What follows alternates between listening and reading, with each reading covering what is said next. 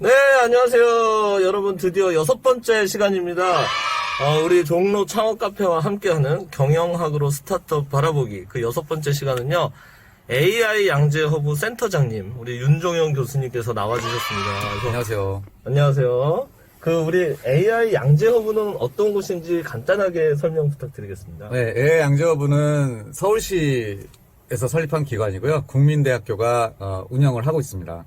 크게 인공지능에 관한 교육, 그래서 개발자 또는 일반인들에 대한 대상으로 교육을 하고 있고요. 또 하나는 기업 인공지능 특화 기업의 인큐베이션, 보육을 하고 있습니다. 그래서 현재 약 80개 정도의 인공지능 스타트업들이 모여 있고요. 그래서 여러 가지 기업 지원을 위한 활동들을 교육과 함께 하고 있습니다. AI 하면은 굉장히 어렵게 느껴지는데, 나중에 중간에 그런 소개도 조금 해주시기 바랍니다. 네, 알겠습니다. 네. 사실 실리콘밸리 하면은 우리 창업의 요람이라고 또 이야기를 하기도 합니다. 근데 사실 창업 분야에서 실리콘밸리의 어떤 생생한 현장 얘기를 들을 기회는 또 많이 없습니다. 그래서 오늘 윤정인 교수님께서 실리콘밸리에서 살고 계셨던 그런 경험들을 압축해서 여러분들한테 좋은 이야기로 들려주실 거라고 생각합니다. 자, 그럼 저는 이따 Q&A 때 뵙겠습니다.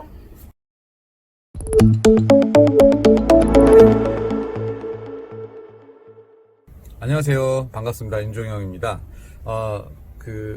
좀 전에 소개해 주신 대로 오늘 실리콘밸리 얘기를 좀 해보려고 합니다. 실리콘밸리는 스타트업의 정글인데 왜 정글인지도 같이 얘기를 하고요. 네. 이 그림은, 사진은, 이 지난 월드컵 때 우리 손흥민 선수가 스웨덴과의 게임에서, 게임을 할 때 사진인데, 이때 굉장히 멋지게 드리블을 하고 들어갔는데, 막상 센터링 하려고 하니까 아무도 없었어요. 우리나라 선수들이. 그래서 손흥민 선수가 잘하는 이유가, 손흥민 선수만 잘한 게 아니라, EPL에서 잘하는 이유가 모두 다 같이 잘해줘서 같이 골대까지 다 들어오기 때문에 잘하는. 그래서 그게, 실리콘밸리의 모습이 아닌가 생각이 돼서 일단 이렇게 화두를 던져봤고요. 제 소개를 드리겠습니다. 실리콘밸리에서 살았다 그러는데 도대체 뭐 하고 살았는지 얘기를 하겠습니다. 저는 좀 특이한 경력인데 사실 학부 전공은 지질학을 했고요. 그리고 졸업하고는 LG에서 시스템 엔지니어, 흔히 말하는 개발자 생활을 한 3년 정도 했습니다. 그리고 미국에 유학을 가서 공부를 했고요. 유학을 마치고 실제 일을 시작한 게 이제 학교 옆에 있는 작은 IT 컨설팅 회사에서 시작을 했는데, 그게 저의 사실 이제 커리어가 돼버렸습니다. 그래서 약 15년 이상 미국 실리콘밸리에서 IT 컨설턴트로 일을 했고요. 그리고 한 4년 전에 한국으로 다시 오게 됐습니다. 그래서, 한국에 오기 직전에는 실리콘밸리에서 스타트업 엑셀러레이터, 그러니까 초기 스타트업을 투자하고 육성하는 회사를, 잠깐, 만들어서 같이 운영을 하기도 했고요. 그리고 서울에 와서는, 정부에서 하는 창업 지원 기관인 스팁스타운이라는 곳에 센터장을 했었고, 또 국민대학교에서 소프트웨어 융합대학 교수를 하게 됐고요. 현재는 국민대학교와 그리고 국민대학교에서 운영하는 AI 양재허브의 센터장을 맡고 있습니다. 이 회사들은 제가 실리콘밸리에서 미국에서 일했던 회사들의 일부입니다. 제가 컨설팅을 했기 때문에 여러 다양한 클라이언트 회사에서 일을 했었고요. 페이스북이라는 잘 알려진 회사에서도 1년 이상, 핀터레스트, 야후 이런 여러 잘 알려진 곳, 또는 여기 보시면 이름을 봐도 알 수 없는 회사들이 있습니다. 그런 회사들은 이제 스타트업이고요. 그런 작은 스타트업에서부터 큰 회사까지 다양한 회사에서 여러 가지 IT 시스템을 설계하고 구축하고 운영하는 그런 일들을 고객과 같이 해왔습니다. 그래서 제가 그렇게 오랫동안 일하고 살았던 실리콘밸리 얘기를 좀 하고, 그래서 실리콘밸리에서 과연 스타트업은 어떻게 하는 건지, 또는 실리콘밸리 기업들은 어떻게 하는지 오늘 얘기를 좀 해보려고 합니다. 이 사진은 제가 찍은 사진이고요. 비행기 어디 갔다 오다가 공항에서 비행기 착륙할 때 이렇게 낮게 날아서 찍은 사진인데, 이게 실리콘밸리의 일부입니다. 실리콘밸리는 어떤 따로 만들어진 단지가 아니고 그냥 미국의 한 지역이고요. 이곳이 지금 스탠포드 대학교이고요. 이쪽은 아마 구글이 이쯤에 있고, 페이스북이 이쯤에 있고, 애플이 여기쯤 있고, 뭐 이렇게 이 근처에 많이 이렇게 몰려 있는 그런 곳입니다. 그래서 좀 전에 말씀드린 이제 스탠포드 대학교, 여기는 이제 버클리, 캘리포니아 버클리 대학교인데, 이 두 학교가 사실 굉장히 큰 역할을 하는 거죠. 단지 학문적으로도 그렇지만 이 산학 협력이라는 의미에서 굉장히 지대한 역할을 하고 있고요. 사실 그 실리콘밸리의 여러 기업들, 스타트업부터 지금 성공한 여러 기업들의 CEO들이 이 두 학교 출신들이 굉장히 많죠. 그리고 이제 실리콘밸리의 가장 유명한 기업 중에 하나인 구글이 이제 실리콘밸리에 있고요. 그리고 구글이 이제는 이제 인수했죠. 유튜브도 실리콘밸리 기업이고요. 참고로 여기 있는 사진들은 다 제가 직접 찍은 사진들입니다. 아까 좀 전에 학교 사진만 빼고요. 그 테슬라도 실리콘밸리 있죠. 앨런 머스크의 테슬라. 테슬라는 물론 전기자동차로 혁신을 가져온 회사이기도 하지만, 또 중요한 거는 자동차를 소프트웨어화 시켰다는 데 큰 의미가 있는 거죠. 일반적으로 자동차는 그냥 기계인데, 테슬라는 자동차에다가 컴퓨터 OS 운영체제를 더 붙여서 운영체제로 차를 운영할 수 있게. 그래서 저는 전기차의 의미도 있지만, 그 테슬라라는 회사는 차를 다음 세대로 소프트웨어로 만든 그런 의미가 더 크다고 생각을 합니다. 그리고 이 회사는 핀터레스트는 제가 일했던 회사이기도 해서 사진을 넣어봤는데, 한국에서는 그렇게 많이 알려지지는 않았어요. 그런데 이제 미국이나 유럽이나 또 뭐 일본 이런 곳에서는 많이 쓰는 주로 그 이미지를 위주로 하는 그래도 소셜 네트워킹 회사 중에 하나입니다. 그래서 굉장히 큰 회사고요. 많이 쓰시죠, 요즘. 많이 보시죠, 넷플릭스. 특히 이 코로나19 때문에 많이 집에 계시면서 넷플릭스 영화를 많이 보실 텐데, 넷플릭스도 실리콘밸리에 있는 회사이고요. 또 이게 실리콘밸리는 다 이런 테크 회사만 있느냐?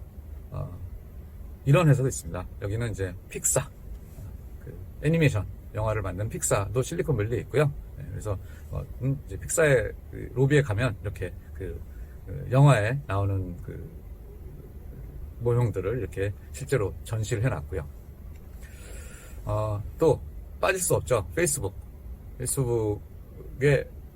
이 실리콘밸리에서 또 엄청난 역할을 하고 있고, 페이스북의 사진에서 찍은 사진입니다. 페이스북은 회사에 들어가면 페이스북이라는 그 로고가 별로 없어서, 사진 찍을 만한 곳이 별로 없어서 그 페이스북 월이라고 하는, 사람들이 여기 오면은 낙서를 하고 가는 곳인데, 그 칠판을 제가 사진을 찍은 거고요. 그리고 VR 헤드셋, VR의 오큘러스라는 회사를 또 페이스북이 샀죠. 그래서 오큘러스도 이제는 인스타그램과 함께 다 페이스북 어떻게 보면 그 그룹의 일부분이고요. 그리고 제가 뭐 여러 새로운 요즘 많이 뜨는 회사들만 얘기했지만, 사실은 실리콘밸리의 근간은 이런 인텔 또는 휴렛패커드 같은 그 정말 이 하드웨어부터 시작한 회사들이 실리콘밸리를 만드는 거죠. 그래서 인텔, 아마 대부분 컴퓨터를 쓰시면 인텔 프로세서는 다, 또는 인텔 아니면 AMD 프로세서 쓰는데, AMD도 실리콘밸리에 있는 회사입니다. 그래서 이러한 잘 알려진 회사들이 있고요. 그리고 여기 있는 회사들은 아마 아시는 회사도 있고 모르시는 회사도 있을 거예요. 하지만 이 회사들이 굉장히 탄탄하게 실리콘밸리에서 성장을 해서 B2B 기업을 대상으로 하는 서비스를 제공하면서 굉장히 큰 성장을 하고 있고요. 그리고 또 마치 다른 이 회사들이 다 실리콘밸리 회사들입니다. 그래서 다 나열할 수 없을 정도로 이렇게 굉장히 많은 회사들이 있고요. 소비자를 대상 B2C 회사들 또는 B2B 또는 정부를 대상으로 B2G를 다양한 회사들이 있어서, 이러한 회사들이 실리콘밸리를 이루고 있습니다. 특히 이제 그 IT 쪽으로 굉장히 다양한 회사들이 있는데, 그게 뭐 반도체 장비, 스토리지, 네트워크, 보안, 데이터베이스, 가상화 등등등, 사실 IT 쪽으로 했을 때 실리콘밸리에 없는 회사가 없죠. 그래서 이러한 실리콘밸리인데, 이걸 좀 이제 다른 팩트로 보면, 너비가 5,000제곱킬로미터, 잘 짐작이 안 되실 텐데, 강원도의 약 3분의 1 크기이고요. 인구는 약 300만 명? 미국 인구가 3억이 넘으니까 1%도 안 되는 사실 그런 굉장히 작은 곳입니다. 면적도 그렇고 인구도 많지 않고요. 그런데 이곳이 경제 규모로 했을 때 이거는 사실 여기 있는 자료는 좀 오래됐는데 일단 2018년에 경제 규모라고 했을 때 그 나라로 따졌을 때 세계 19위 정도의 그런 규모고요. 이건 캘리포니아가 아니라 실리콘밸리만 해서 이렇게 엄청난 규모를 갖고 있고요. 뭐 특허 그리고 미국 IPO 주식 상장하는 숫자 또는 중요한 건 이 벤처 캐피탈 미국의 이 투자 회사들의 거의 반이 실리콘밸리에 모여 있습니다. 그래서 그 결과로 수많은 유니콘 스타트업 또는 유니콘보다 더 큰 스타트업들이 이제 만들어졌고 지금도 만들어지고 있는 곳이죠. 그리고 또 하나 특이할 만한 거는 여기에서 실리콘밸리 지역에서 일하는 엔지니어, 개발자 또는 여러 다양한 엔지니어들의 반 이상 60%가 미국 외에서 출생했다는 거죠. 그래서 단지 인종이 다른 게 아니라 아예 그 외국인들이 와서 실제 실리콘밸리를 만들어 나가고 있다는 거에서 굉장히 큰 의미가 있고요. 그래서 여러 가지 다양성이 이제 생기는 거고요. 그런데 이제 좀 문제가 있습니다. 네, 비싸요, 너무. 네, 너무 비싸서, 이게 인건비가, 주거비가 사람들이 모이다 보니, 돈이 모이다 보니, 비싸지고, 주거비, 생활비가 비싸지고, 그러다 보니 인건비 높아지고, 그래서 여러 가지로 이제 너무 비싸다 보니, 이 이코노미스트라는 잡지에서는 얼마 전에, 실리콘밸리가 정점에 달했다. 피크밸리라는 말을 써서, 이제는 더 이상 올라갈 데가 없다. 이제 내려갈 수밖에 없다. 라는 이제 약간 그 비관적인, 기사를 이제 표지 커버로 했고요. 그래서 왜 스타트업들이 미국 다른 곳으로 가느냐. 막 이런 기사들을 내기도 했습니다. 사실 많이 또 떠나기도 하고 있고요. 워낙에 비싸고, 비싸고 그런 만큼 또 사회적인 문제도 생기고요. 그런데, 그리고 또 요즘에 이제 또 코로나 때문에 많이들 이제 어려워하고 있는 게 사실이죠. 그런데 아직까지는 지금 우리가, 사용하고 있는 다양한 서비스들이 대부분이 실리콘밸리에서 만들어지고, 운영이 되고, 더 발전이 되는 거기 때문에 지금 당장 실리콘밸리가 이제는 한물 갔다라고 말하기는 어려울 것 같고요. 언젠가는 그렇게 될 수도 있겠지만 과연 실리콘밸리라는 곳이 단 1, 2년 만에 생긴 게 아니고 몇십 년 동안 이렇게 역사를 거쳐 생긴 거기 때문에 지금 그렇게 쉽게 단언할 수만은 없을 것 같습니다. 그래서 그 실리콘밸리를 이제 그럼 도대체 이 실리콘밸리는 어떻게 이렇게 만들어졌을까? 왜 이럴까? 뭐가 다를까라는 얘기를 저의 경험으로 좀 경험을 담아서 얘기를 해보겠습니다. 가장 중요한 거는 문제 발견인 거죠. 문제 발견은 우리들 다 하지만 이게 주위에 있는 작은 것부터 거창한 게 아니라 주위에 있는 작은 것부터 시작을 하는 게 실리콘밸리의 많은 회사들이 그렇게 시작을 한 거고요. 아시겠지만 페이스북 같은 회사도 창업자가 대학교 기숙사에서 좀 같이 공유할 수 있는 그런 시스템을 만들자라고 해서 시작이 된 거고요. 여러 가지 예가 있습니다. 구글 같은 경우도 인터넷 검색을 하다 보니 잘 마음에 안 든다, 불편하다. 그래서 내가 쓰고자 만들다 보니 그게 구글이 돼버린 거고요. 이런 두 가지를 들었지만 사실 그런 예가 수십, 수백, 수천 개가 있습니다. 그리고 이제 이러한 것들과 더불어서 결국 이제 말씀드렸지만 굉장히 다양한 인종들, 다양한 문화적 배경을 가지고 있는 분들이 모여 있기 때문에 그런 다양성에서 여러 가지 그 문제를 해결할 때 다양한 솔루션들이 나올 수 있는 거고, 글쎄 미국 또는 어떤 그런 그 서구 문화의 특징일 수도 있는데 굉장히 오픈돼 있고요. 또 그거를 서로 공유하고 나만 갖고 있지 않고 그러한 문화적인 요소들, 그리고 인적 네트워크라는 게 굉장히 자연스럽게 형성이 되는 곳, 그리고 굉장히 유연합니다. 하나가 실패했을 때 그걸 가지고 좌절하는 게 아니라 또 새로운 방법을 찾아나가고, 그러면서 자연스럽게 융합하고, 그리고 또 하나는 이쪽에 아무래도 그런 그 기술 위주의 기업들이 많다 보니 이 지적 재산이라는 게 굉장히 중요한데, 지적 재산의 가치를 존중하고요. 그래서 그리고 이런 문화들이 합쳐져서 굉장히 비즈니스가 자유롭게 운영이 되는 거죠. 어떤 규제나 제도보다는 실질적인 목표를 향해서 이러한 가치를 가지고 같이 움직이는 곳인 것 같습니다.